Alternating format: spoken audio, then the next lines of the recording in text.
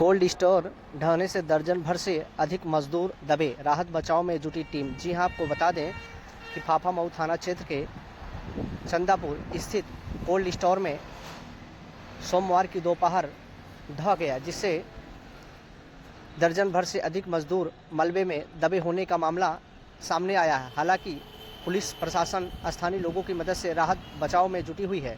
हालांकि ammonia gas के रिसाव से भी लोगों को खासी समस्याएं हो रही हैं। पुलिस मामले की छानबीन में जुटी हुई है।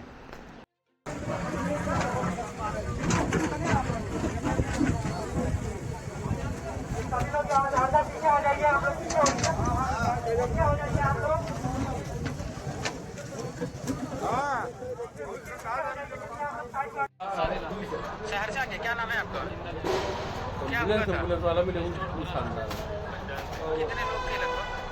इसमें 110 लोग आगा और 10-15 लोग। अच्छा, तो ये सब लोग मलबे के नीचे दब गए? हाँ, सभी लोग इसमें डूब गए। अभी कितने लोग निकाले गए हैं? अभी 4-5 लोग निकाले गए अच्छा, सभी लोग अभी और अंदर ही है। पहले निकाले।